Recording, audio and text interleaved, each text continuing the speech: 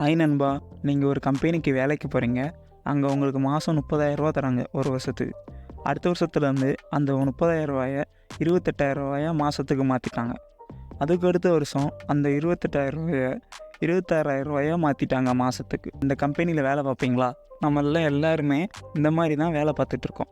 அதாவது இந்த சேலரிக்கு தான் வேலை பார்த்துட்ருக்கோம். நீங்கள் வேலை பார்க்குற கம்பெனியில் வருஷத்துக்கு 7% உங்கள் சேலரி இன்க்ரிமெண்ட் பண்ணலைன்னா உங்கள் சேலரியோட மதிப்பு 7% குறையும்.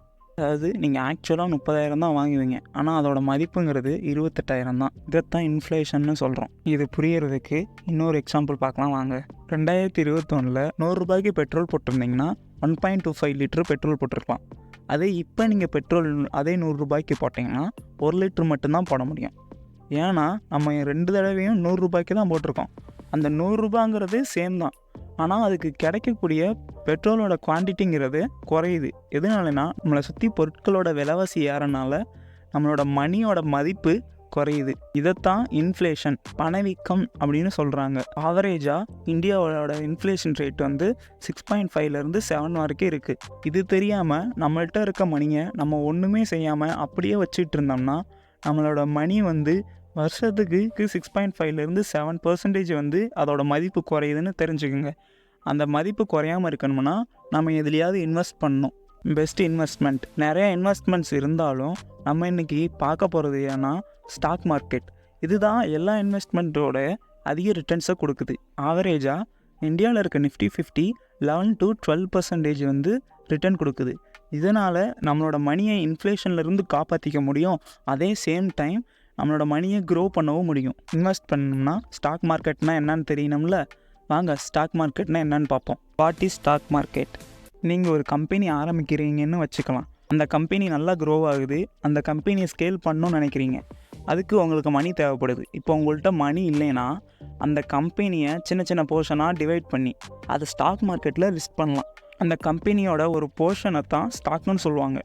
இப்போ அந்த கம்பெனியோட ஸ்டாக்கை ஸ்டாக் மார்க்கெட்டில் லிஸ்ட் பண்ணிங்கன்னா அதை வேறவங்க வாங்குவாங்க. வேறவங்க அந்த ஸ்டாக்கை வாங்கினாங்கன்னா உங்களுக்கு மணி கிடைக்கும். ஆனால் வாங்கினவங்களுக்கு உங்கள் கம்பெனியோட ஒரு ஓனர்ஷிப், அதாவது சின்ன பார்ட் ஆஃப் ஓனர்ஷிப் கிடைக்கும். அதனால் உங்கள் கம்பெனி மூலமாக ஏர்ன் பண்ணுற மணியில் ஒரு போர்ஷன் ஆஃப் த மணி அவருக்கும் போகும், அவரும் பெனிஃபிட் ஆவார், நீங்களும் பெனிஃபிட் ஆவீங்க. இந்த மாதிரி ஸ்டாக்ஸை விற்கிறதும் வாங்குறதுக்கும் பேர் தான் ஸ்டாக் மார்க்கெட். Stock exchanges. இந்தியாவில் ஸ்டாக்கை விற்கிறதுக்கும் வாங்குறதுக்கும் 2 ஸ்டாக் மார்க்கெட் இருக்குது. அதாவது நேஷ்னல் ஸ்டாக் எக்ஸ்சேஞ்ச் NSEன்னு சொல்லுவாங்க, பாம்பே ஸ்டாக் எக்ஸ்சேஞ்ச் BSEன்னு சொல்லுவாங்க. NSEயில் லிஸ்ட்டாக இருக்க டாப் 50 கம்பெனிஸை Nifty 50ன்னு சொல்லுவாங்க, நிஃப்டி இண்டெக்ஸ்னும் சொல்லுவாங்க. அதே மாதிரி BSEயில் லிஸ்ட்டாக இருக்க டாப் 30 கம்பெனிஸை சென்செக்ஸ் 30ன்னு சொல்லுவாங்க. இதைத்தான் நியூஸில் 30 புள்ளிகள் ஏறியது, 30 புள்ளிகள் இறங்கியது, சென்செக்ஸ் 30 புள்ளிகள் ஏறியது, 30 புள்ளிகள் இறங்கியது அப்படின்னு நியூஸில் சொல்கிறாங்க. நீங்கள் ஸ்டாக் மார்க்கெட்டில் இன்வெஸ்ட் பண்ணோம்னா உங்களுக்கு ஒரு ட்ரேடிங் அக்கௌண்ட் தேவை.